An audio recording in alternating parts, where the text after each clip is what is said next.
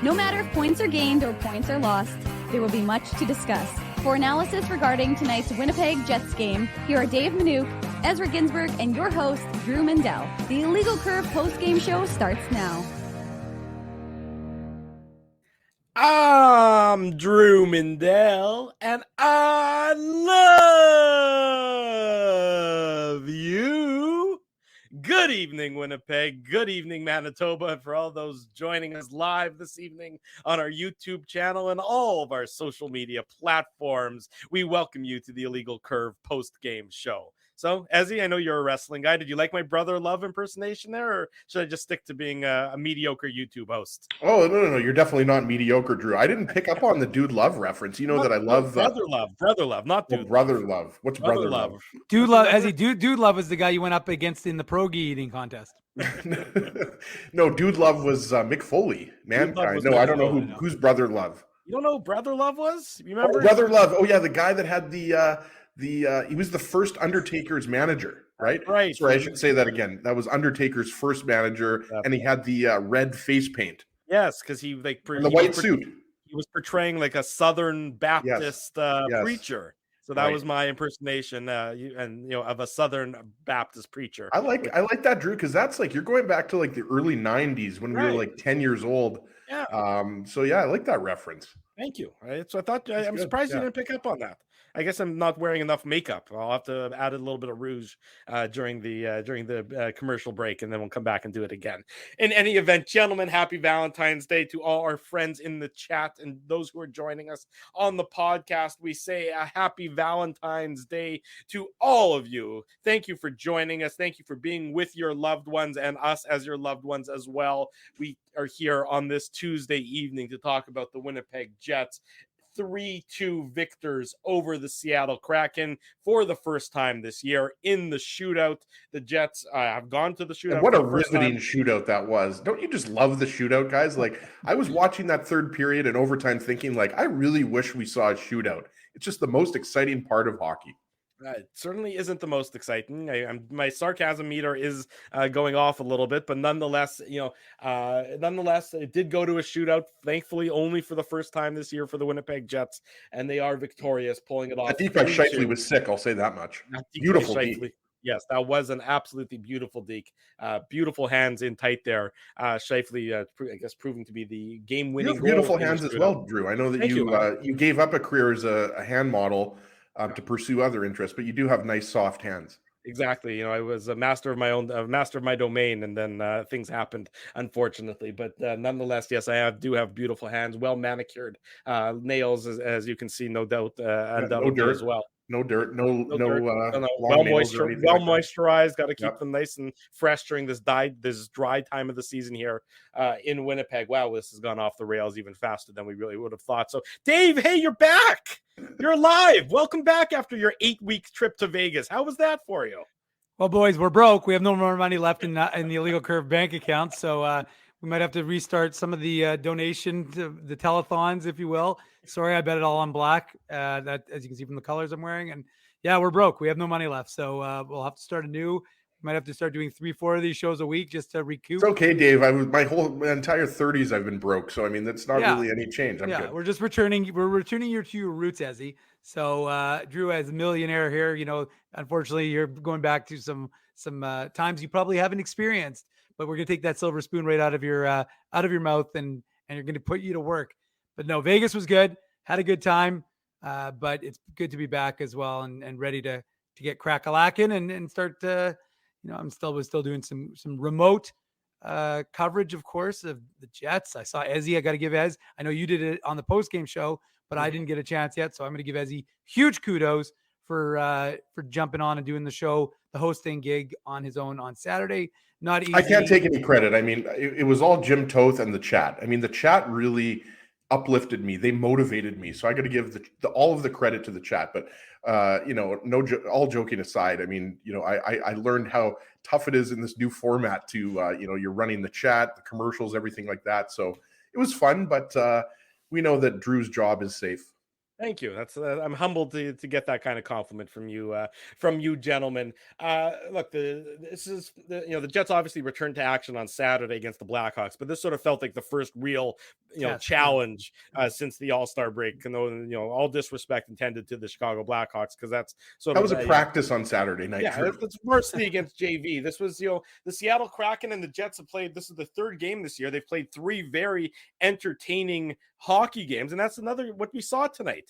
This was a well-played hockey game, I thought, by and large. A couple of the goals, of course, were a little bit fluky, but each team got a fluky goal, so it determined anything in the game. But I thought this was a game played with a fair bit of speed, a little bit of back and forth. I don't think either team is disappointed with their performance tonight. I say that from the Kraken perspective. I think that at times they were on their heels, but then they pushed back well against the Jets, particularly I thought sort of in the latter halves of the first and the second period. The Kraken pushed on the Jets, and the Jets certainly started the game strong, and the Jets had a lot of good aspects to their game, particularly the penalty kill, where they kill off 6 minutes of penalties in the first period. By and large, this was an entertaining hockey game that I thought most people who were in attendance got their money's worth, and those of us who are watching from the comforts of our own couches certainly got their money's worth as well. Absolutely. And, one thing that stands out about this Kraken team, who's obviously going to make the playoffs, is their special teams need a ton of work, right? Like you mentioned that the Jets were really good on the penalty kill. So it's not like, we're not giving credit to the Jets here, but, the Kraken, I think heading into this game, boys, they were like 1 for 17 or 1 for 18. So obviously that dates back to prior to the All-Star break, right? But I mean, that's one thing that, you could point to this Kraken team is, it's not like a Oilers with McDavid and Draisaitl, or the Penguins with Crosby and Malkin, or the Jets for that matter, who have one of the best top 6 in the league, right? Like it's like a bunch of really good second and third lines kind of thing, right? Loved Morgan Geeky's game, by the way, and his family in the crowd. We'll get to that goal a little bit later, but you're absolutely right, Drew. The first period was largely controlled by the Jets, and you're sitting watching that game, and the Kraken go up 2-1 off of one of those most ridiculous lucky bounce off of 2 skate goals I've ever seen. But look, sometimes Philip Grubauer is the difference, right? But like you're watching that game, the Jets were badly out shooting the Kraken, and I mean badly out shooting the Kraken in the second period. I think they had like 1 shot through the first 7 or 8 minutes or something like that, right? So yeah, I mean the Jets really controlled this game, and I thought they had the Kraken on their heels for big chunks of this game. And I thought the Kraken just were having difficulty with the Jets' speed, right? And, clearly the line blender worked in the third period when you had Ehlers, Connor, and Dubois reunited, and they were clearly, they picked up right where they left off, and Lowry, Appleton, and Barron were really good, and then Manalainen got elevated to that line, and then Barron got elevated to the Scheifele line, right? It was Barron, Scheifele, and Wheeler. So that had the intended effect, but I thought, that line, you saw Lowry took a really nice pass from Barron in the first period and had a really good scoring chance. Like you kind of got the feeling that, that line was driving the team and they were going to get rewarded with a goal. But yeah, for the most part, the Jets controlled 5-on-5, Dave.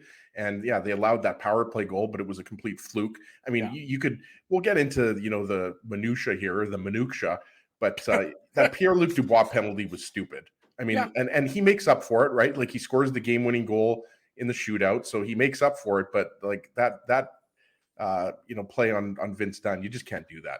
Well, it was just a play out of a frustration. I mean, it was a frustration penalty, and you often will get called for those because the referees can see that you're sort of on the verge of doing something that's going to put you into the penalty box. And Pierre-Luc Dubois fell for that hook, line, and sinker, Dave. But to your point, as ultimately he redeemed himself. But you talk about the 5-on-5 play, and that's sort of where I wanted to focus to start this. You don't see the Jets typically dominate 5-on-5 as much as they did in tonight's game. Look at the possession numbers. This is 5-on-5, 59% to 41%. That's sizable. I mean, and then that's sizable against any team in the NHL. Never mind a Kraken team, Dave. That's a pretty good hockey team.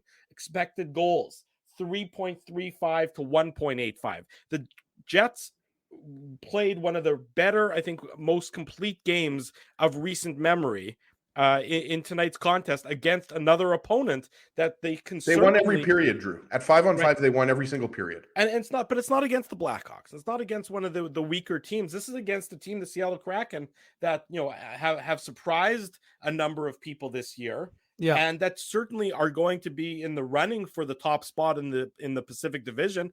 I mean, it's not inconceivable that this would be a Western Conference playoff matchup where you look at both of these teams where they are in the standings. So the Jets have a lot, I think, that they would be pleased about when you look at the entirety of the 60 minutes or 65 minutes plus a shootout of tonight's game, Dave. Yeah, and look, I mean, Seattle came in here losing 3 of their last 4 games. They won their last game before this one against the Jets. Yeah, but they're still a very good road team. I think I wrote in the pregame report they're 17-8, I think, on the road. Yeah, and so you've got 2 entering tonight's game, right? So you're a very good road team, and they've gotten it done away from Seattle. So I mean, that's something the Jets had to factor in, and there was a lot of talk about that idea that this was going to be a big test, and like you said, they're not going to denigrate the Blackhawks and say, well, that wasn't a real hockey club and that wasn't a real tough test on Saturday night. But you knew that this was a game where they were going to, okay, we got to be ready. We got to be ready to go. And they really were from that first. I mean, it was a little unusual. I mean, I don't know how they showed it at home, but the shot count was very bizarre because it was like 6-0 for the Jets.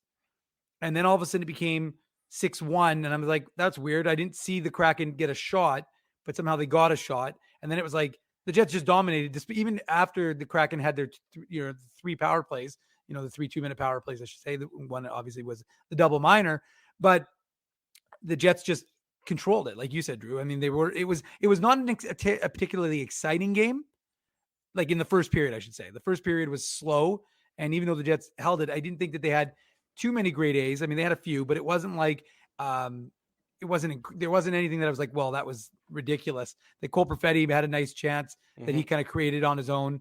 But again, like I said, it was one of those situations where you just thought, well, is Grubauer going to be able to kind of keep Seattle in this? Because right now, that's the difference between, I thought, in the game was that he was keeping his club in it. So it was a very good effort from a Jets club, mostly to not get frustrated also, right, guys? I mean, it's very easy to kind of, you're dominating a team and you get out of it a little bit. Exactly. Yeah. And instead the Jets didn't. They stayed within that framework, and you weren't sure how it was going to go. And like I said, going back to that idea of shots quickly, sorry, Drew, and then you can jump in, but it was just funny because so at one point it was 6-0.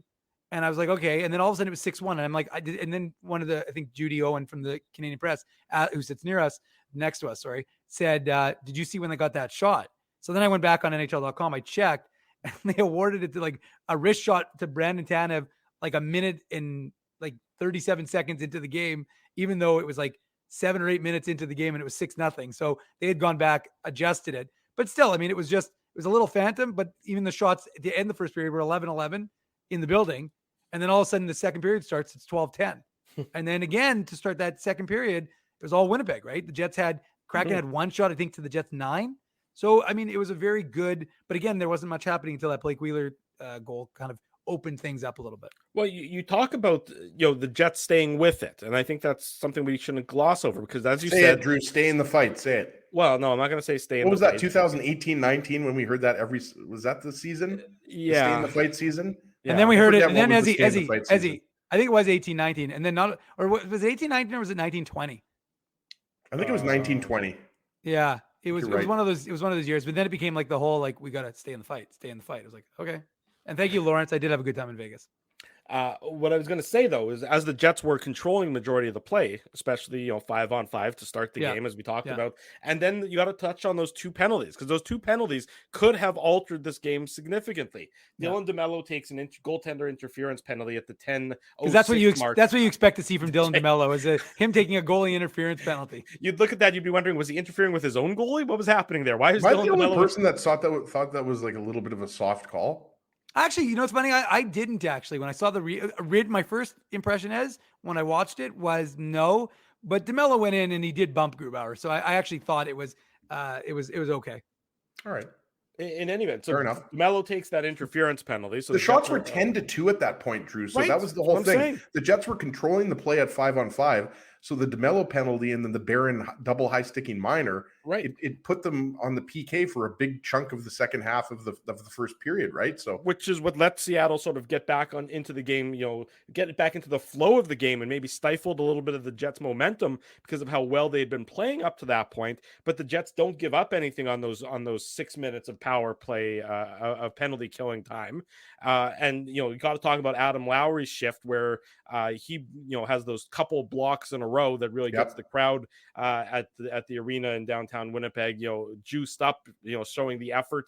I mean, that's what penalty killing. Sorry, I was just going to say, Drew, I forget if it was the first minor or the second minor, but you remember Brendan Dillon lost his stick. Well, and then Adam Lowry gave Dillon his stick, and then he was blocking shots without a stick. Right, so we all know how hard it is, right, to do that, to block shots in general. But so you're right. I mean, Lowry. I mean, it's funny, right? Like we talk about how many. Like, are there any superlatives left to describe Kyle Connor? Well, yeah, there are actually a lot.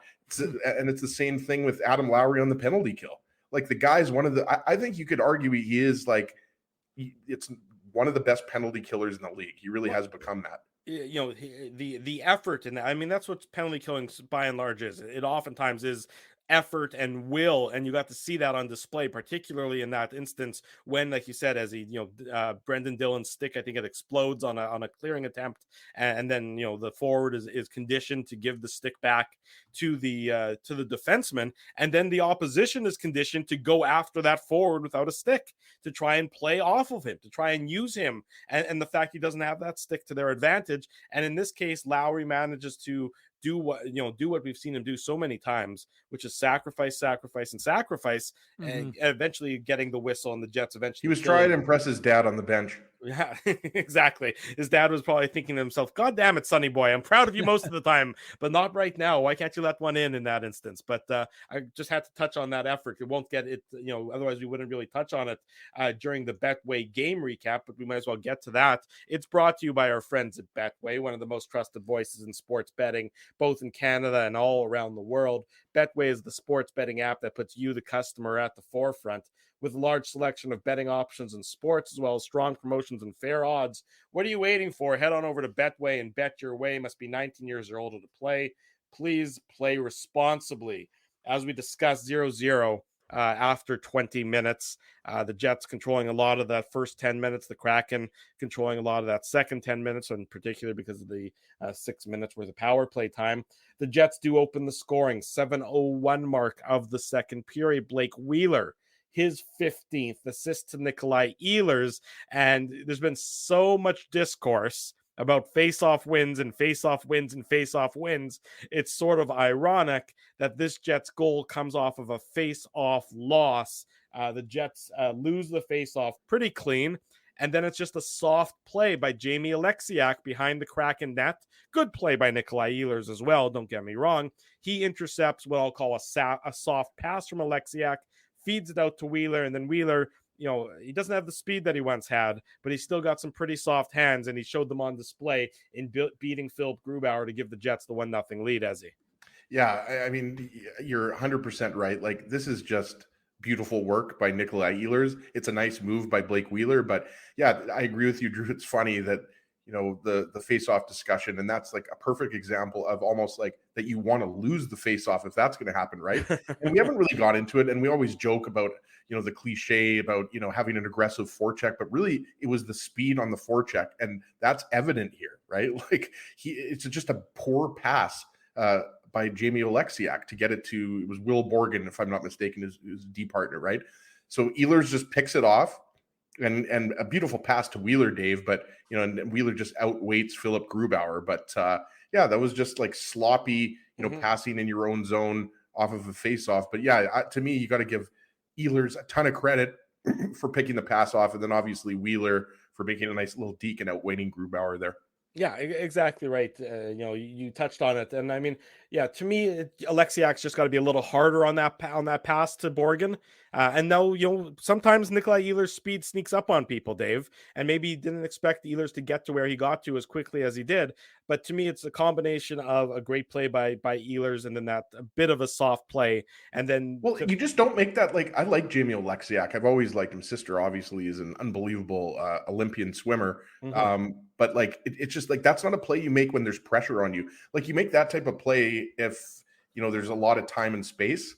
Like, it was just odd to me that was such a soft backhand pass from Oleksiak to his D partner. Yeah. But give Ehlers credit, right? Like, he took advantage and, you know, he quickly got it to Wheeler and it was in the back of the net and the Jets had the 1-0 lead. Miller Time 1980 in the chat is saying that one of the Jets players called for the pass, sort of faking out Oleksiak, which is, you know, part of the reason why the play turned out so poorly for him. I'll take your word for it, Miller Time. I certainly I don't know if I heard that on my broadcast. Are we saying that Ehlers called for it? You couldn't hear him. What Miller Time is saying is you couldn't hear specifically who it was, but that it would make sense though if anybody. It would else make sense it. that it would be Ehlers. Yeah, or, you know. I don't know if somebody else called for the pass, how that would impact what Jamie Oleksiak was going to do. But it was a bad turnover by Oleksiak. Yeah. But also you got to give credit to Ehlers for picking the pass off and you know, doing what he did, right? So it was a nice goal from a couple of good friends. Exactly right. It was a very nice goal. Dave, the Kraken tie it up 6 minutes and 19 seconds later. It's John Hayden, his second of the season, assists to Strathclair, Manitoba's Morgan Geekie and Jamie Oleksiak. So Oleksiak giveth and then Oleksiak taketh away. And it's just a really quick up rush here. And Nikolai Ehlers gets caught a little bit. Just, you know, he gets beat by Hayden. You think that he's in good position. He's just not quite there. I think it's Neil Pionk is pinching on this play, if I'm not mistaken. And he's going back to the bench. Well, Wheeler coughs the puck up. Right. It's Wheeler coughs the puck up. Wheeler owned it. And that's why when the puck went in, he slapped it right back into the net, right? So it's a Wheeler turnover. But you're right. Ehlers, who usually doesn't get beat a lot, like he can catch guys, right, Dave? But it was a bad turnover again by Wheeler and but a beautiful pass by Morgan Geekie. Wow. Well, it's amazing, Dave, you know, that you think, you know, and that's not like this turnover happened in the neutral zone. This turnover happened in the Kraken zone. You know, it was an attempted play, you know, as the Jets sort of have a clean zone entry into the Kraken zone, and then Wheeler turns the puck over. You don't think that you're in a dangerous position. It's amazing how quickly teams can now transition, and where you think that you're in a fine position, one bad turnover, no matter where it almost happens on the ice, can lead to a goal in the back of your net so quickly. Yeah, there's no question. And look, it was, I would suspect, I don't think Neil Pionk was anticipating that the puck was going to get up that ice that quickly and that cleanly. And so he was, you know, trying to change. And of course that meant that Ehlers had to cover. And, you know, look, it's 27's 27th birthday. So I don't want to rip on the kid, especially after he had a nice assist to Blake Wheeler on the goal, but he's got to back up for Neil Pionk there and be a little more aggressive in his back check to really help out. You know, it was Nate Schmidt, I believe, right? Nate Schmidt was the other defenseman that was on the ice at that point. That's correct. So that's an instance where you got to have the forward recognize that Pionk, again, whether it was an ill-advised change by Neil Pionk, I think it was from my perspective, but regardless, you know, Ehlers maybe gets back. And then and as he's right, it's a beautiful pass by Geekie, and Hayden just makes a nice redirection. Not much that Rittich could do. Rittich made a nice attempt at it, but it's a nice goal for the. It's also a nice Kraken. pass by Oleksiak, and it's kind of funny, right? Because Oleksiak turns the puck over. So if you could follow this, Oleksiak turns the puck over to Ehlers, gets it to Wheeler and scores. Yeah, and then Geekie Wheeler, and then Wheeler turns the puck over to Oleksiak. Ehlers, who can't get back to cover Hayden, right? Like, it was just a weird thing. And then Dubois took the interference penalty on Dunn. And then ahead. No, but on the tying goal, Dubois' shot goes off of Dunn, right? Like, it was just like synchronicity. I don't know what was going on. It was. That's well articulated there, Mr. Ginsburg. You're right. The show's over. Thanks everyone for joining us. I articulate. You do articulate very well. We got to talk about, actually, you mentioned the sort of it's our mistake for getting 24 minutes into the show and not yet mentioning him, David Rittich. I mean, this is a guy who did not expect to get this start for the Winnipeg Jets. Everyone assumed it would be Connor Hellebuyck. Hellebuyck obviously under the weather, so much so that he couldn't even back up. Arvid Holm gets called up from the Moose to be the emergency backup goaltender. It's an emergency recall that happens just before game time. David Rittich was terrific in this game. I mean, this was one of the best games. I mean, I know that it goes to shootout and everything, but in terms of just looking confident and looking solid, David Rittich really did a great job in that in tonight's contest. I thought, putting in a sort of a surprise duty for the Winnipeg Jets tonight. He gave the team everything they'd want and more, and looked confident in doing it, I thought. One thing I noticed about Riddick, maybe, sorry, Dave, I'll just to go quickly here. One thing we know that Riddick plays the puck, handles the puck better than Hellebuck. I noticed too that he doesn't like to freeze the puck. I don't know if anybody else kind of caught on that, and it's kind of a weird thing. I didn't think I would necessarily be talking about but you could see, like, when you thought maybe he'd freeze the puck, he'd move it really quickly, right? And I think, subtle things like that, sometimes they don't turn into anything. But yeah, I just thought he managed the game really well, right? Like I'm with you, Drew. Like, it wasn't one of those games where you're going to look back on it and say that, Riddick goalied the Kraken or anything like that, but he was just really solid. However many saves he made, 25 or something like that, right? And he might have to play again, guys, on Thursday night against the Blue Jackets, because you're right. Hellebuck was supposed to get this start, and then you got to think Riddick was going to get the Blue Jackets, right, Dave? So I think it was really impressive from Big Save Dave. Yeah, I thought he was great, and exactly, that's what the Jets want. Did I throw it to Dave there? Did, but been a lot of throwing to Dave's, and Dave's just getting run over by everyone. I thought, okay, you folks are bebopping and scatting all Dave's over been me. in Vegas twice over the last 2 weeks. He needs to get in here more. Like, doing seriously. all the talking the last couple. I did have a little 10-minute cameo on the 14th anniversary show, but that was about it. Although people enjoyed that. I got a lot of messages after from folks giving me suggestions as to where to go in Vegas. I like this comment I want to highlight from Dieter, who points out accurately that Riddick played all 3 games against the Kraken this year. So there certainly was an element of familiarity, obviously, that he had with this Kraken team. So if these teams meet in the Western Final, then Riddick's going to be the starting goaltender. Yeah. That's right. It's Hellebuck's the backup. You heard it here first. Yeah, exactly how it works. You got to go with the hot hand, and in that case, it's David Riddick. But a good comment there from Dieter in remembering that, and I'm glad that he still has. Dieter's got a nice little car there in his picture. Nice little sports car. Peter's an IC contest winner. He is an IC contest winner. Maybe we'll find out more about that car. See if Ezzy can get a little spin in that. Dieter, our words of wisdom: don't let Ezzy drive your car. Or anywhere near your house. That too as well.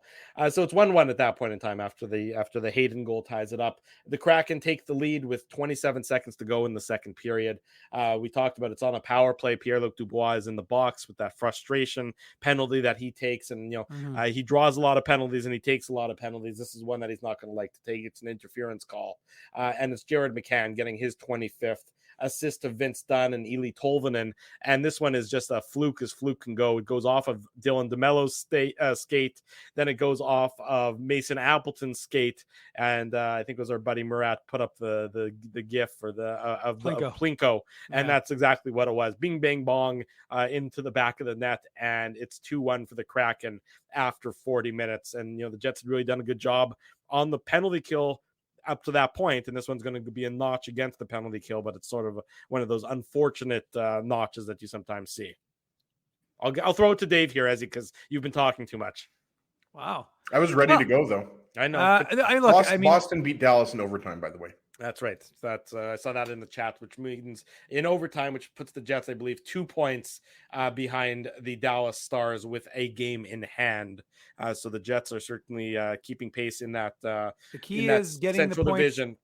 The key is getting those points and putting them into the standings bank. Whether you're chasing Dallas, you're keeping Minnesota behind you, and that's what if you're a Jets. Colorado, Dave. And Drew's about to make a point he made on Twitter. Go ahead, Drew. Exactly right, Dave. I'm glad you know me so well that you know exactly what I was going to say. But the Minnesota Wild completely missed an opportunity while the Jets were off. They played coming into last night. So after last night's game, where they lost in shootout to the Florida Panthers, they'd played 5 games to the Jets 1 game since the All-Star break ended, and they only gained 1 point on the Jets in 4 more games. So that's a huge squandered opportunity for the Minnesota Wild, who now sit 8 points behind the Jets. They'll be, I believe, 10 points behind the Dallas Stars as well. Granted, with 1 and 2 games in hand, as opposed to, after the All-Star break where they had 4 or 5 games in hand, they completely squandered that opportunity. So now, it'll be interesting to see what they do at the trade deadline, because the Brock Besser rumors there, right? Like, you wonder, they need to do something because they're in trouble. I've said this, and I'm not the only person. Like, the Avalanche are the team that everybody has to worry about. But go ahead, Dave. No, I was just going to say, like, it's one of those plays you like when Pierre-Luc Dubois plays with passion, but And again, I don't know, because of course with the TV, when the puck squeaks away, you tend to follow it, but we were sitting in the press box and I'm watching, and I watched him react to the ref, because he basically took a bit of a shot in the corner when he went in for the hit. He took a shot. He didn't like it. He didn't like that there wasn't a call, and you could just see he was angry. And then of course he skates over, and I think, was it Susie that I think it was Susie, wasn't it, that he went and interfered with and got the penalty against. So it's an undisciplined penalty. It's not one you like to see transpire, because look, the points are at a premium, right? I mean, you are in a race. It was on Vince Dunn. Oh, Vince Dunn. So I think Susie had laid the hit on him. He had a scoring chance right before that. Yes. So anyways, the point is that he hit Dunn, and it's just an unnecessary play. And then sure, look, it's not a goal you're expecting, right? Because like you said, Drew, it's bing bang, and it's, I think if you, as he was talking about the math and the angles and stuff like that, for that to go in more than once is, well, it's like it gains speed. Like originally, like it was tough to tell if it went, like if it clearly went off Appleton. At least I could tell it went off of Appleton. Yeah, DeMello then Appleton. Yeah, but it's almost like it gained speed after it went off DeVello's stick and then hit like Appleton's skate. You know what I mean? Like it was like a weird. It seemed like it shouldn't have been. I don't remember much from grade 11 physics, but I know it can't possibly pick up speed after it hits something. I'm that much I can remember for sure. I took grade 11 physics as well, and I did not do very well. Maybe because I was more interested in socializing, but I remember force equals mass times acceleration. I got that down. And then everything after that, I was like, what the hell is going on? Physics is, it's a tough subject, but that was just a crazy bounce. Yes. I made a note here in my notes here. Alex Wenberg, had a really nice zone entry, but it was just a complete fluke goal. And Dubois obviously, comes into the penalty box with his head down, right? But it's just one of those weird things, because the Kraken had, what did we say, one or two shots up until that point in the second period, and then they're up 2-1. But to Dave's point, the Jets didn't let that be the turning point in the game. They stuck with it, as the cliche goes. Dubois ties it up later in the game, and that's that. But one thing that stands out, just yada yada though over the whole third period. I think he just yada yada the entire third period. I wouldn't do that. Well, it seemed pretty much like that. Did you already mentioned the best part? Is that what we missed? You mentioned the bisque already. Never mind as he yada yadaing over the third period, but the Jets tie it up at the 9:39 mark of the third period. It's not yada yada. It's hey baby. It's Pierre-Luc Dubois, his 23rd of the season, assist to Josh Morrissey and Kyle Connor, and this one's a fortuitous bounce in the Jets' favor. In this instance, the Morrissey point shot, and then Dubois is there, causing havoc in front of the net, as we've seen him do so many times. And this one ricochets in off of the Kraken player, past Philip Grubauer to tie it up, basically at the halfway mark of the third period. Dave, it's only fitting. Sorry, I was trying to get some tweets out there, Drew, but it's only fitting that the Jets get a bounce of their own. Although the Jets almost very easily could have had another one go against them, because of course that one that went off Blake Wheeler's skate and then off the post was, and was that in the second period? And it was unusual, because we were talking about how the Kraken had no shots, and then they get one that almost goes in the net, and yet ironically, of course, doesn't count as a shot because it went off the post. But anyways, back to that goal. I thought it was, fair, because if you're watching that game from a Jets perspective, and the Jets have played as well as they had for the most part throughout the course of that, contest, for them to have lost it potentially on that, bounce goal that went off DeMello, Appleton into the back of the net, would be a smidge unfair, although it's sports. So there's nothing really about unfairness, unless you were an Eagles fan. You might be upset with the Super Bowl outcome, something we can discuss later.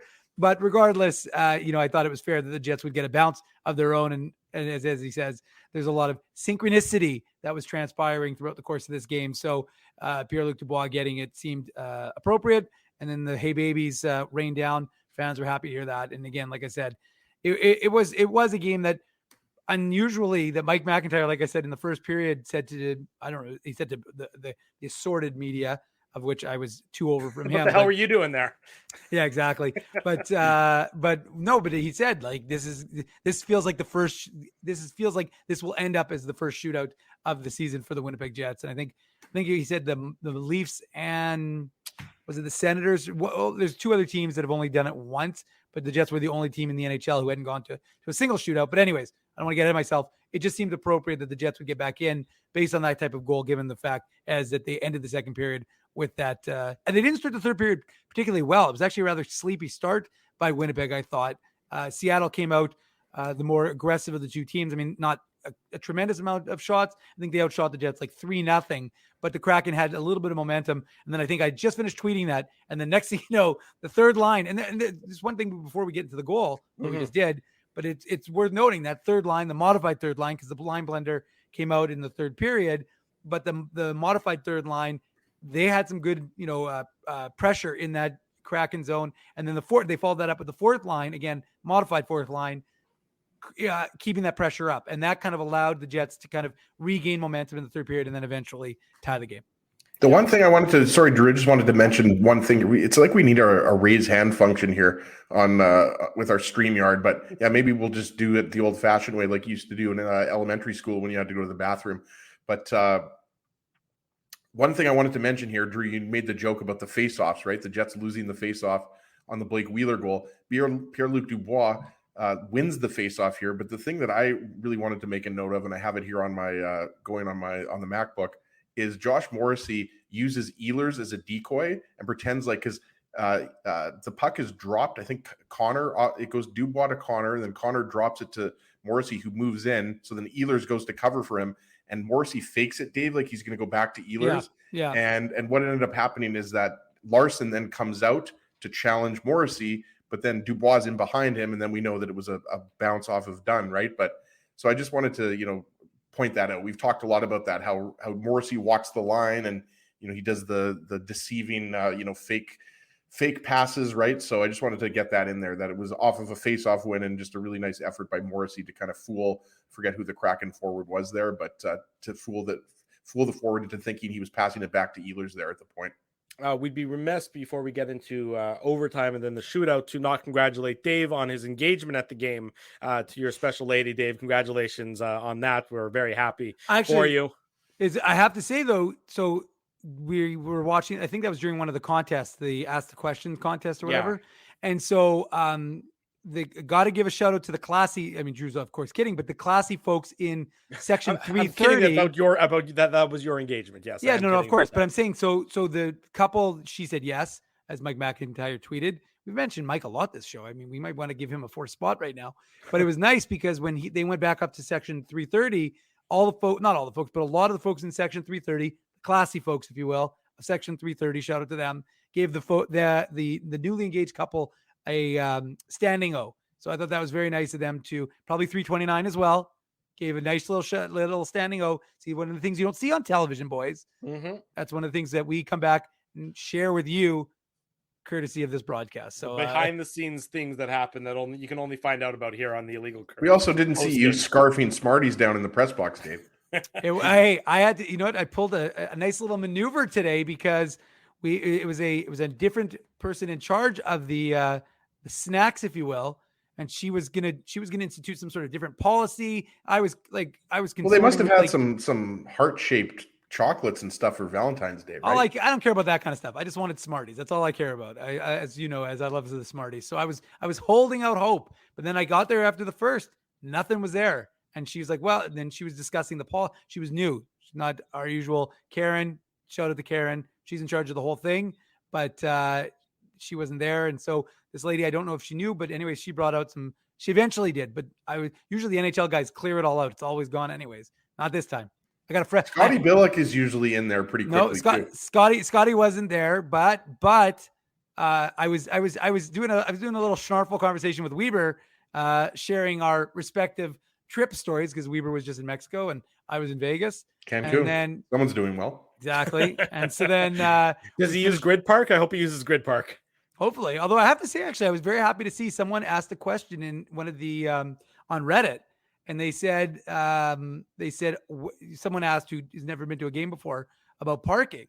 And then I noticed a number of people had said, I see guys promote Grid Parks. You should give them one person said if the IC guys are to be believed, which I was a little discouraged by, but some people gave a shout out to Grid Park. So that was nice. There you go. So you advertise with us on Illegal Curve and you get some value for your dollar. That's what we can say for sure. Folks, Dave did not get engaged. I see. I just want to make sure it's clear in the chat. Dave did not get engaged at Dave's getting a standing ovation in the chat. Yes, everyone's applauding Dave. He did not get engaged at the game. Just want to make sure that that's clear. The overtime period didn't solve anything, but it was an entertaining overtime, back and forth, chances at both ends. Blake Wheeler's exciting hockey. 3-on-3 pass by Scheifele. That pass by Scheifele was, and then Wheeler didn't even get the shot off. I thought he scored. Well, I mean, he just rolled off his stick at the end, but the puck was rolling. That was a hard pass. Threading a needle right there. Yeah, you want to talk about a hard pass? That was a hard pass from Mark Scheifele. That was probably the Jets' best chance in overtime. I thought the overtime was entertaining. Sometimes, not often. Sometimes 3-on-3 overtimes are too much of a chess match. It can be a little bit boring. I thought this 3-on-3 overtime was both played well from both an offensive and a defensive perspective.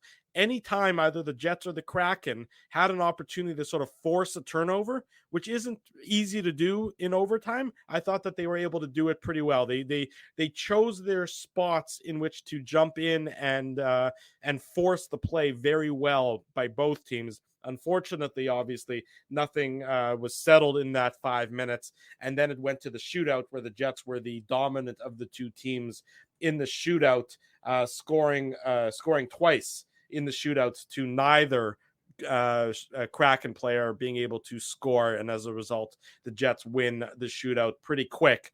I guess 2-0 in the shootout. And those shootout goals, we will declare them as our Seagram's shot of the game for tonight's game between the Jets and the Kraken. Seagram's VO, masterfully blended, distinctly Canadian. Get it at your favorite liquor establishment and wherever fine liquor products are sold. 3-2 final. The Winnipeg Jets win in a shootout. First time they've won in a shootout this year. I believe it's only the third time that they've won after trailing after 40 minutes this year. So a couple notches in the Jets' belt in tonight's victory over the Seattle Kraken. This has been the Betway game recap brought to you by our friends at Betway.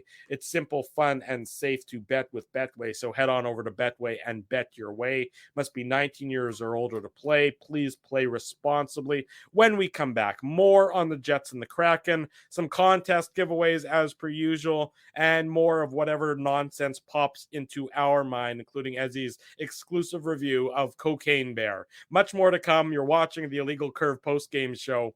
We're live on YouTube and all of our social media platforms. Jerry Seinfeld, Chris Rock, Jon Stewart, Dennis Miller, Brad Garrett, the biggest acts and all the up-and-comers. They've all made their mark at Rumors Comedy Club, North America's longest-running independent comedy club.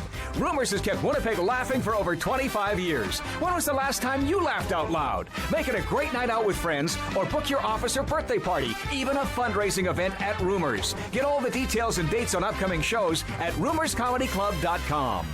He winds up.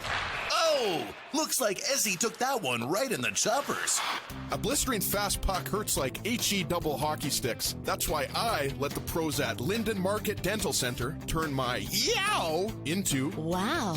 Get your brilliant smile back with state-of-the-art restorative and cosmetic dentistry from real pros. And remember, always wear a mouth guard. Now that's solid on ice advice. Learn more at lindenmarketdentalcenter.com. Creating smiles for life. Whoa, Ezzy, everything okay? You look stressed. Of course I'm stressed. We're moving, the house is upside down, the kids failed miserably at packing the fine china, and my life is in chaos. Chaos! Yes, that does sound like a problem. What am I going to do? Ezzy, relax. Rolly's Transfer Moving and Storage is the answer. With 60 years of experience in moving Manitobans and a track record of exemplary customer service, one call to Rolly's and your stress is gone. No job is too big or too small. Just visit Rollies.com and they will take it from there. Thanks, Dave, and thank you, Rolly's Transfer Moving and Storage, online at Rollies.com. Dave, my man, why are you in the car already? It's hours until game time. Drew, it's because I'm stressed out right now, driving around downtown Winnipeg, looking for a parking spot, and I'm not finding one. I've lost Ginsburg. I don't even know where that guy is right now. Dave, haven't I taught you anything? Do what I do. Pre-book your entire month's worth of game day parking with the Grid Park app. It's super easy to use and saves me both time and stress. Well, Drew, I'm not independently wealthy like you are. So I'm sorry that I don't have millions of dollars to pre-book my parking month in advance. What's that going to cost you? $25? How about $5? Come on, $5? No way. $5. I'm not telling you a lie. And our listeners can get a free park with the new special promo code Illegal Curve. Guess what? There's more. Come on, there's more, Drew. You're lying to me. What more could there be? Grid Park now has underground parking, so my car can stay warm during the game. So wait a second. All the driving around I do, looking for parking, minus 40. You're telling me I could be toasty warm in a car after the hockey game? That's exactly what I'm telling you. Underground parking. Just download the Grid Park app. That's GRYD Park and use the code Illegal Curve. All one word. You'll park for free your first time.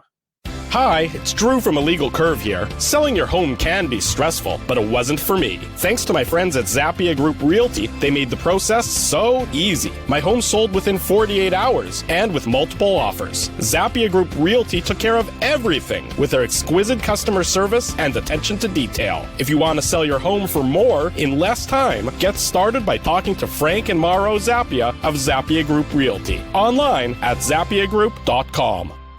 For 3 generations and over 80 years, Tough Duck has been making apparel that works and plays as hard as the people who wear it. From jackets to work boots and everything in between, Tough Duck's clothing can handle the harshest environments, even the Illegal Curve hockey show. Work to live, live to play. Visit toughduck.com. Welcome back to the Illegal Curve post-game show. Drew Mandel, Dave Manouk, Ezra Ginsburg with you. A happy Valentine's Day to one and all. Nice to be with so many of our loved ones, platonic or otherwise. Speaking of loved ones, Drew. Yes. You did the Seagram shot of the game, but there was no shot. So I have one of my loved ones with me here. So here, let's do this. L'chaim. L'chaim. I'm drinking something else tonight, but ooh, yummy fireball. L'chaim nonetheless there, Mr. Ginsburg. Dave is obviously the teetotaler. He's certainly detoxing at the very least after spending the last 3 weeks in Vegas. No more. I was drinking martinis, for God's sakes. I've never even had a martini in my life. Look at me. I was a fancy guy. I was going to say, you're not a big drinker in the best of times. At least, I mean, in Winnipeg, you're not a big drinker. I don't think I've ever seen you have more than maybe one beer at an outing or anything like that. I may have had a few adult beverages over in Vegas. Dave M, wild and crazy. Dave drinks a little Kokanee Gold. If you ever went to Earl's Maine back in the day, you know that that was Dave M's drink of choice, Kokanee Gold. In fact, when Earl's Maine, fun little story when Earl's Maine stopped carrying Kokanee Gold in the draft, they actually would bring in bottles. So when we were there every Wednesday, they would always have a bottle of Kokanee Gold for me or two. There you go. Dave tipped well, so he obviously got his Kokanee Gold. Second fun fact: they don't sell Kokanee Gold in BC. Really? Just regular Kokanee? Just regular Kokanee. Oh, that is a fun fact. Look at all the things you learn on this show. Not many of them are to do with hockey, which is ostensibly why we get together. But the random other crap, you can't beat that. So Alan L says it was a Cosmo. No, it wasn't a Cosmo. It was called Slip of the Tongue, the Adult Star Martini. That's what you vodka. You ordered that with a straight face. Well, the guys jokingly said, "Give him the most girly martini of all time." So I drank, and I was like, "It tastes sweet. It's fun." Actually, the girlier the drinks, like the better they are. They're actually usually easy as with the. There's some really tasty drinks. It's just like you just have to be comfortable with your masculinity to drink them. Well, the other highlight was when I went down to the pool and I was like, "Can I have the slush, like the lemonade slush?" And they're like, "Yeah, what do you want?" I'm like, "Oh no, I'll just have it." I'm like, "I don't really drink Slurpee, so this is kind of like me cheating. So give me as much of that as you can." So you just had a virgin margarita or a virgin daiquiri or something. Drew? We'll see. I don't know. Maybe what it's true. You never know. These are the things that are going to come to you later on Illegal Curve behind the scenes. It's like a behind the music episode of Dave M in Vegas for 8 weeks at a time. Drew, is that the bourbon from Happy Harry's, by the way? This isn't. I got 2 bourbons when I was down in Grand Forks. I mean, if you're going down for a weekend, you got to pick up a couple bottles, and my wife and I certainly took advantage. You have of to get a crate of Camel Lights as well. And I don't smoke, but no, so I didn't buy any smokes. But I will say though, as another complete aside, since that's all the show is. What a different, like when you're not used, as everyone knows, I don't smoke, and I definitely don't smoke cigars. Yeah. Tampa Bay, by the way, beat Colorado in a shootout tonight, which is weird because that is completely unrelated to my story. But anyways, I was gonna say it's absolutely like shocking how bad the smoke is when you go down. I mean, especially a place like Vegas, which obviously is a place of excess. But I honestly couldn't get over how many people smoke cigars inside, and like, I felt like I was smoking like 7 packs a day. But like by the end of the night, your eyes are just like glazed because there's so much. At least I thought that was because of the smoke. But yeah, the smoking. It's just funny. You get to the Vegas airport, and right away there's like the VLTs, or not VLTs, but the whatever they are, the slot machines, and everything right out in the open. Then they have the enclosed one for the smokers, and it's just like this just room full of just smoke everywhere. By the way, our newest sponsor, smoking company. Our newest sponsor, Joe Camel himself, is going to join us on the show. I don't think either of you guys went to the University of Winnipeg, right? It was you both went to U of M. Is that correct? Yeah, that's right. Yeah, I didn't think so. So obviously, I grew up at U of W with my dad there, but I went to U of W. And do you guys happen to remember though? There was a smoking room at U of W on the main floor. Wasn't that thing? So wasn't? I mean, I remember hearing about it. Like, it was wasn't the it glassed in? It was almost like an aquarium of smokers. That's hilarious. That's exactly what it was. I could not describe it any better. It was a glass room where people would go in, and there wasn't anything in it. It's not like there was like, you like just go hack butts in there. There wasn't like couches and like, TVs. It was literally like a room for people to go in and smoke. That like there was, and it wasn't circulating. So like it was the most disgusting. I don't know what year they got rid of that thing, but I was at U of W from like 2000 to 2004. I'm really dating myself there.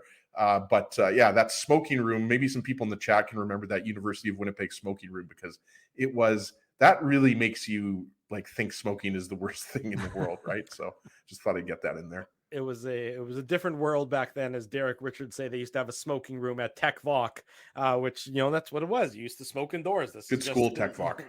This is just how it was. Shout out to Tech Voc. Go Hornets, right? I think that's what they are, if I'm not mistaken. My dad got a great gym there. I remember watching. I went to Kelvin, and I remember watching Kelvin play Tech Voc in basketball. Yeah, good gym. That's a good people. School. Yes, indeed. Anyways, there you go. Smoking. So Dave is a chain smoker. Is basically what we. So I'm smoking like I'm smoking like a chimney since I've been back. That's right. Exactly. He hasn't eaten a meal in a week. He's just been hacking butts and lighting them up one after another. After being in Vegas, you don't want to eat a meal for a week. It's so much food.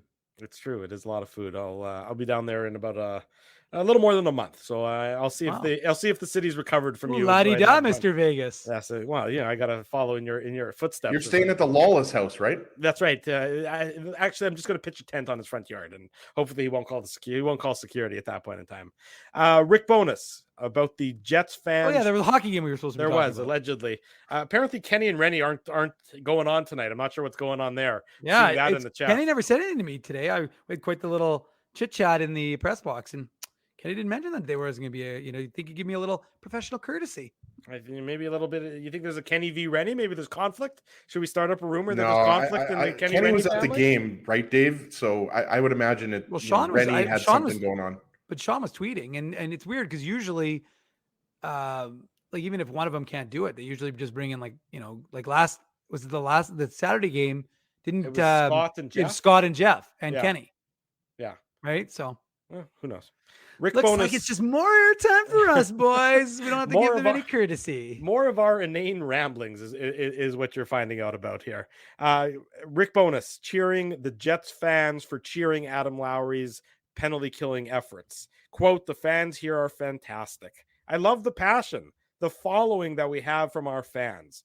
They're knowledgeable and they see guys paying the price to win hockey games, and that's what they want to see.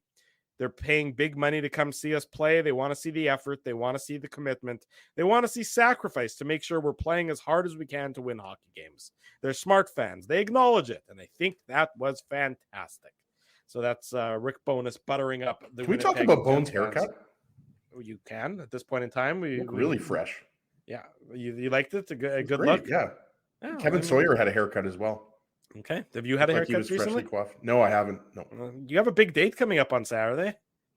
I do. And you almost screwed me there, Mindell, because yes, I got Naomi tickets to Rumors for Valentine's Day. I also got her flowers. Did she not know that? Did I let the cat out of the No, bag? it was obviously that was the Valentine. Did Ezzy just mute himself I don't know. I think He went like Max Hedren for a second. I was like, "What's going on right now?" I'm not sure what happened there. Maybe it's the fireball got into the keyboard or something. I have no idea. But no, because that was her Valentine's present. So Naomi. So Dave, you didn't see this, but Naomi was out on the town on Saturday night, and then she's watching the show, and then Drew goes, "I'll be at Rumors on Thursday night. Ezzy, you'll be there Saturday." And I was like, "What's going on with Ez?" I don't know. His computer's acting up a little bit. I think looks like we got to start talking about hockey again. He's melting down. Well, what's happening is my fat double chin is pulling my cords out of my microphone here. So that's what's happening. But yeah, Drew, you almost screwed me there. But Naomi tuned out when you said I'm going to be there Saturday. But yes, we will be at Rumors to see Sean Lacomber. So we're looking forward to that. Yes, exactly. There you go. So if anyone wants to meet Ezzy up close and personal, if anybody wants to meet the real Cocaine Bear, then come to Rumors on Saturday night. Well, that's what I meant to talk about. So we spent Saturday's post-game show, a chunk of it, talking about Cocaine Bear, and then I saw talking about Mike McIntyre. Mike was tweeting about Cocaine Bear, and I was telling Ezzy that Cocaine Bear is actually a story from Kentucky. That's where the bear was. The bear ingested cocaine. It was a Kentucky based bear. So my wife is talking to her parents earlier today, and from what I could see, the grandfather clock was not in the video. So it was a video chat, so I couldn't see the grandfather clock. But my father-in-law, has this Chicago Bears sweatshirt that he's been wearing for years, and it needed to be replaced, and he replaced it with a Cocaine Bear sweatshirt. So my father-in-law has a Cocaine Bear sweatshirt. Yeah, that's what I'm saying. Wow. Yes, my father-in-law, that's amazing. A very esteemed, well-respected engineer, was sitting chatting with us earlier tonight while wearing a Cocaine Bear sweatshirt, because it's the Chicago Bears people logo. In Kentucky are embracing this. Oh yeah, they're all in on this. They're changing the name. It's actually not a Commonwealth anymore. It's now Cocaine Bear of Kentucky. Is what's happening. That's very funny, actually. Drew's being way too funny right now, Dave. Like what's happening? Like we need more hate directed towards Drew. The amount I'm liking Drew right now. I'm not comfortable with this. It has to be like 30% like 70%. I almost said 30%, 80%. Maybe I'll take another shot. Anyways, that's very funny. I thought the crowd would enjoy that. So yes, Cocaine Bear is certainly being embraced by our good friends, my good friends and my family in Kentucky as well. Rick Bonus on your antlers. It's time for the Minuk Moose Minute on the Illegal Curve Hockey Show. Fine, I'm talking too much. Go ahead, Dave. Whoa, welcome back, the Minuk Moose Minute. Thank you. People are getting upset.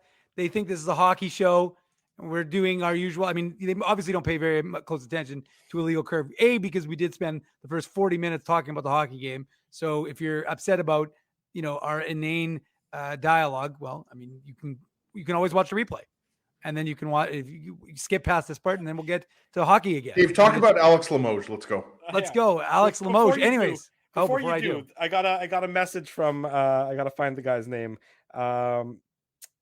A guy on Instagram messaged me saying that he watches the show from Australia. Doesn't really know a lot about hockey, but he really enjoys the show, and he's watching it, and he's trying to learn more about hockey as he's watching us. I apologize to him, because you're certainly not learning anything more about hockey watching this show tonight, as it's certainly gone well off the rails. But I wanted to give a shout out to JMB Newman on Twitter, who reached out and said he's enjoying Instagram the show or Twitter. From us. You just said two different social media sources. Sorry, Twitter. He reached out to us on Twitter to say that he's Speaking of wrestling, I wonder if he knows Rhea Ripley. Why? He's from Australia. Oh, it's a big country, is he? Yeah, but she's the biggest thing in women's wrestling right now. She's from Australia. Maybe he knows her. Dave? Anyways, back to the little thing called the Minuk Moose Minute. The Moose were rolling this weekend to conclude their road trip. It was a 6-gamer, of course, split up between the All-Star break, and they were concluding it in Grand Rapids, where they won by a combined score of 9-2. Everybody was contributing. Jansen Harkins had a big weekend. Ville Heinola, both goaltenders were excellent, only allowing one goal, obviously, apiece in their starts. And then folks may remember that January 13th, there was a incident in the game against the Marlies in Toronto where a spectator in the building had a health issue. And I'm still not certain what happened to her, but I believe her partner had said that she was doing okay, which is good news. Hopefully she's still recovering and doing well from that situation. But the game was postponed after the first period with the score tied 1-1. The makeup game was on Monday.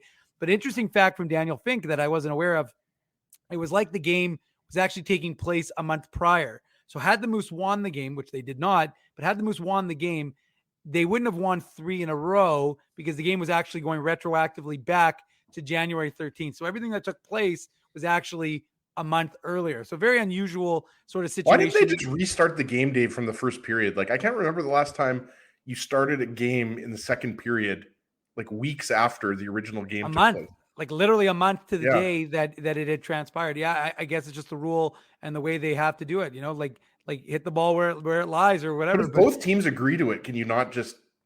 I guess it, it does make sense though, because if you think about it, like it's hard to just erase. I mean, what happens if a guy had a hat trick? What happens if something memorable happens? So it's hard to just kind of walk that away from that and, strike it out. So regardless, they started out the game 1-1 in Toronto. It was a 6 p.m. start. So they would only play 2 periods of the game. And the Moose gave up 3. I think Oskari Salminen was in net. And so the Moose gave up 3 goals quickly. Arvid Holm, who was backing up David Rittich tonight, Arvid Holm came in relief. He gave up 1 goal. And the Marlies ended up winning it 4-2. But interesting factoid, boys, and for the chat, Alex Limoges, who, as he referenced, he had his 41th point because he scored a goal in the game. Coincidentally, he also scored the only goal in the first period of the game on January 13th. So Alex Limoges, who had tied his points record with 40 the game before, broke it with 41, but technically broke it the game before this last game because this game took place January 13th, not February 13th. So Alex Limoges set a new record, but he actually did it on Saturday night in Grand Rapids, not yesterday in Toronto. Fun fact. I don't know what you just said, but my head hurt as a result of you saying. You know what I like about Alex Limoges in addition to the fact that he's got great hair? Yes. He's from Virginia, which is not exactly a hockey hotbed. But that's where Daniel Berthiaume was when we interviewed him, wasn't he? Wasn't it Vermont? No, it was Virginia. It was Virginia, I think. Was it Virginia? Yeah. Captain Bert. Captain That's Bert. What his fishing charter is called. Yeah. He was awesome back in 2016 for the Jets Heritage Classic. But he also went to Dave. I know you know this, Pennsylvania State University. Again, not like it's not University of Michigan or North Dakota or Wisconsin. The factories of NHL players, right? Just interesting. I think Limoges is a really he's been great all year long. So he's a great story. Who's a huge benefactor of that program is the Pegula family, who own the Buffalo Sabres. And that's right. Yep. Terry Pegula is a graduate of Penn State University. Yeah. And as a result, he is, I think, single-handedly pumped a huge amount of money. Yeah. I think he ate like $25 million, something like that. Yeah. So anyways, and so just to kind of round out the Moose talk. So now they're home for 8 straight games. And, something how long are we in? Over an hour and 3 minutes into this show. And we haven't mentioned the biggest news of the day was that Axel Jonsson-Fjällby was not claimed on waivers. So he was able to be surprised assigned. by that, by the way, boys. I was shocked. I thought if Washington didn't reclaim him because they have first dibs, I was thinking like a Vancouver or maybe a Chicago, like a team that knows that they're going to be sellers at the trade deadline. I thought somebody would get him because you're getting him for free. But obviously the Jets Moose benefit big time by him not getting claimed. But if you make that claim, I wonder if that changes your priority moving forward. So I wonder if you're holding on to that claim if you're one of those bottom teams in case somebody who may be a little more attractive or you need the roster. Oh, look, spot. Jesse Puljujarvi is supposedly going to go on waivers, right? So there are some names that are interesting. How does somebody not claim him, Dave? If Puljujarvi, I realize Puljujarvi is claimed. Wildly inconsistent, but to me, you got to claim him. Someone's claiming for the Jets even. Yeah. Oh yeah. There's no question about it. He'd get claimed 100%. But anyway, but the interesting thing about Axel Jonsson-Fjällby was that if Washington claims him, they can send him right to Hershey, and they could have sent him right to the AHL. So and the only thing I saw, I was reading some Washington sites, and they were saying that maybe because they're at 48 contracts, they didn't want to go to 49 and then not have any kind of flexibility there, for NHL contracts, because of course you're only allowed to have 50. And regardless, what it does is it gives the Moose a phenomenal top six of Axel Jonsson-Fjällby, Dominic Toninato, Jansen Harkins, Alex Limoges, Christian Reichel, Jeff Malott, a third line, Cole Meyer, Evan Poli, Nicholas Jones. And then you can have a fourth line, a young fourth line potentially. Henry Nikkinen, Daniel Torgerson, of course, 2 Jets prospects, and Wyatt Bongiovanni, who they signed out of college. And then you got other guys like Tyler Boland, and who can make some have an impact. Greg Morales, who's a very impactful guy. So the Moose are getting stacked. Tikona Pauly said it, I think, a few seconds ago, and it's true. The Moose are getting stacked. And the goaltenders, Arvid Holm, he looks like he's coming into his own. So a lot of good things happening for the Manitoba Moose. And of course, Jimmy Olney, the captain, we should mention that he came back. He played his first game of the season after we announced. They did give him one of his own bobbleheads. So they did give him one of his own bobbleheads, but he played his first game of the season. So nice for the Moose to get their captain back. And he is often paired with Ville Heinola, and Ville Heinola moved over to the right side again. Something worth noting for Moose fans, and Declan Chisholm, Leon Gavanke, Simon Lundmark. Lots of good things happening down on the farm, and something for fans to be excited about, both the Jets and the Moose, and of course the Winnipeg Ice. Well said, Dave. That was a trip to the buffet, Drew. Wow. 2 weeks. Dave just went over the entire Moose 22-23 roster there. I like that. Impressive. Let me tell you, folks. That's the Moose Minute of a guy who hasn't done a Moose Minute in a good couple of weeks. I was feeling it. It just needed to come out. Now, I will say, remember, Moose get back in action 8 games in a row here in Manitoba. Tomorrow is their first. I totally forgot they were playing tomorrow, actually. And the Moose put out a tweet saying, here's tomorrow's info. I was going to text them and be like, guys, you don't play tomorrow. You play on Friday. But sure enough, they're playing tomorrow. Yeah, they know their schedule better than you do. I should trust them to know their schedule. That's a good point, Drew. But is your boy Brutus is now saying it's Pride Night on Friday. And speaking of that, we will have tickets to give away in the Illegal Curve Zone on Friday night for Friday night's game. So lots of tickets to give away over the next 8 games. And so stay tuned for that. We have a show, Thursday? Thursday, post game after the Jets and the Blue Jackets. Yeah, so we'll give away those tickets on Thursday for those who want to go to the game. Think about it. If you're available on Friday, you'll hit me up on Thursday or during the show or after the show. But we'll send you to the Moose game so you can go watch the Moose and the Grand Rapids Griffins. No, Iowa Wild. Sorry. There you go. So stay tuned for that Thursday's post-game show, I think right around 8:45 after the Jets and the Blue Jackets. Let's get some contest stuff. I'm exhausted. We're going late so far on this post-game show tonight. The Illegal Curve merchandise contest. As you know, the way to enter it is click the drop-down arrow here on the YouTube channel. Find the contest link. Click the contest link. You'll see a whole bunch of things you can do to gain entries into the merchandise contest. If you can't find it here on the YouTube page, go to our website, illegalcurve.com. Click on basically any article. You'll see the link there where you can enter in the unique code word for the Illegal Curve merchandise contest, an opportunity to gain, I think, 10 extra entries if you enter in Valentine's Day with IC. Dave is apparently trying to make a heart of some sort. That's how you can tell I have no heart. I was going to say that was my best, they always do this badly broken fingers or something. I'm not really sure what's happening there. I don't know. But Valentine's Day with IC, no apostrophe between. I couldn't do an apostrophe, just so you know. Yeah, because it's technically not accurate. Yes, but because if we do anything like that, it breaks up the word and then it doesn't work. So I had to do Valentine's plural, unfortunately. Plural, not possessive. Day with IC. So it's all one word. It's all capitalized. Valentine's Day with IC. Enter that unique code word into the contest page and you will be entered to win some great merchandise from those of us here at Illegal Curve. And you could be a winner, just like our latest winner. I'm going to pronounce this correctly. Janess Mills. Yes. Janess Mills. And I'm not sure if Janess is a man or a woman. Speaking of unique code, that's a unique name. I like that. Yes. It's a she, Dave? It's a she. Okay, so congratulations to Janess Mills. You have won some great Winnipeg Jets merchandise courtesy of us here at Illegal Curve. Dave M will be in touch with you to make the necessary arrangements to get you the your winnings for the Illegal Curve merchandise contest in tonight's game. Now we have the Tough Duck hardest hitting comment.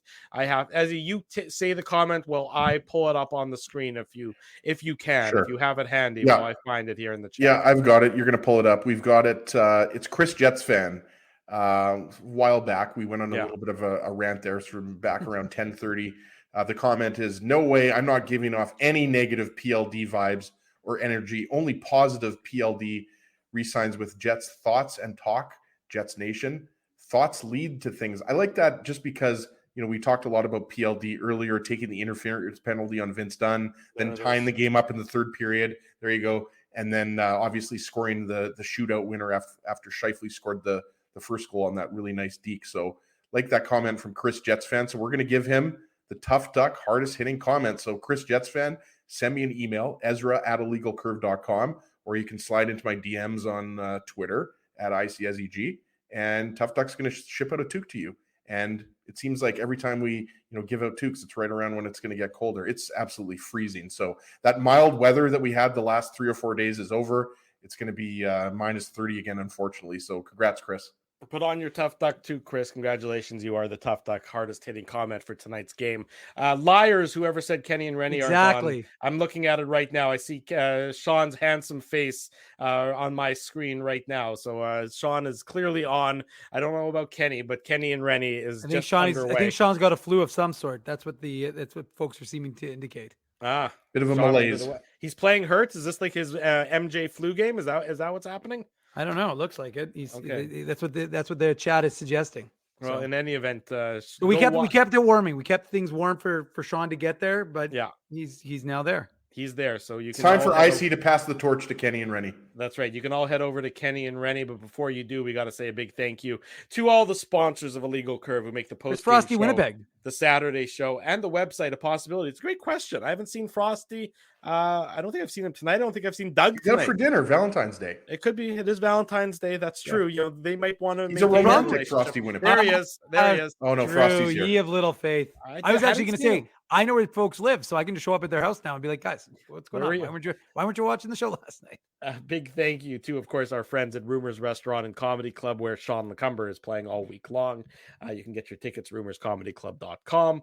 Linden Market Dental Center, our buddy Dr. Les Reich is there. Frank and Amaro Zappia of Zappia Group Realty. You see Dom Zappia in the chat all the time. Betway, they're the official title sponsor of the post-game show. Big thanks to them. Tough Duck, we just gave away a toque to Chris Jets fans. Stay tuned for next game where you too can win a toque. Our friends at Boston's Pizza, Seagram's, they sponsor the shot of the game as he's going to swing back some fireball as a result.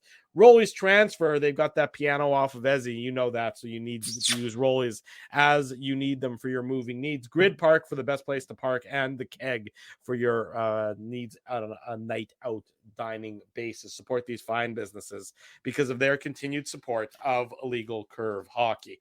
We'll be back Thursday night. Well, I won't be. Dave and Ezzy will be driving the boat on Thursday night. The three of us will be back Saturday morning, and then we're going to be on a boat, Dave. Yes, you guys are going to do the show from a boat. I thought we were just going to do it here, but I think we're going to be on a boat. From a boat. Yeah, that's fine. Should it be like the River Rouge, or what do you want to do? Paddle wheel. Get on there. No, find that paddle wheel queen. Snow bear. Snow bear. Is that that's the brother? Like of for, you know what? Ice fishing. No, you know what? Actually, what we should do is we should reach out to our friends at. Hold on, I want to make sure I get their name right, even though they're our good friends. Hold on, uno momento por favor, because not like the show. So Drew, when Dave says good friends, he means people that don't even really know who we are. No clue. No, they know who we are. We established a deep connection. Where is he? At the Winnipeg Ice Fishing Show. Winnipeg Ice Fishing Show. That's correct. And hold on, right here, Red River Cats, our friends. Maybe we could do the show on Saturday. Or wait, Drew, did you say you're not here on Saturday? I'm here on Saturday. Oh, on Thursday you're not here. Thursday I'm not here. Well, maybe we can call our friends at Red River Cats and we can do the show. He did say they've got the great satellite internet, so might be an opportunity to do some ice fishing and the show remotely, if you will. There you go. Something to potentially look forward to in any And event. hey, maybe we can bring Dustin Bufflin, who was recently spotted on the ice. He's coming And back, baby. There's folks- Jets trade deadline acquisition. Folks love that. Such a beauty. So great to see Buff. I have to tell you, like, just sorry, and I know we've gone really long, but like, it's actually insane. Like, whenever anybody like questions the connection people have to Dustin Bufflin, like, you post about him, and it is just an instant, like, a million, whatever you're doing. If it's on Instagram, it's a million likes. Like, honestly, we posted that picture that Andrew, and for folks who don't know, I would imagine most people do, but Andrew Ladd got Dustin Bufflin out to a charity hockey game in Arizona this weekend. And he posted a photo saying somehow got the big guy back on the ice. So we took that and we reposted on the Instagram, but it was crazy. Like, it's crazy how many likes that instantly generates, or on Twitter, or on. Didn't it Facebook. have like 2.3 thousand likes?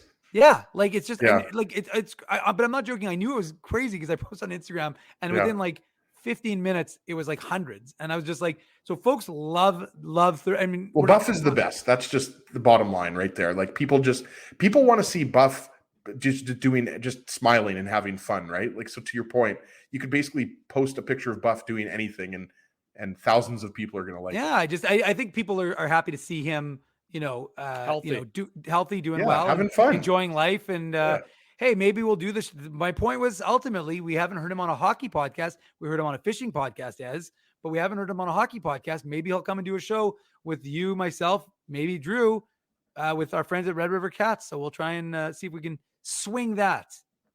Something to look forward to, the potential of that happening. But obviously, our next in action Thursday night, so we can look forward to that Thursday night after the Jets and the Blue Jackets, and then again Saturday morning. Big thanks to everyone for joining us on this Valentine's Day edition of the Illegal Curve post-game show. For Dave Manouk, for Ezra Ginsburg, I'm your host, Drew Mindell. I choose you, Drew. I choose you too, Ezzy. Until Thursday around 8:45 p.m., we wish you good night and good luck, and thanks for watching the Illegal Curve post-game show. Thanks for listening to this broadcast from Illegal Curve Hockey. For more great Illegal Curve content, subscribe to the Illegal Curve YouTube channel, follow at Illegal Curve on Twitter, Facebook, and Instagram, and visit your online home for hockey in Winnipeg, illegalcurve.com.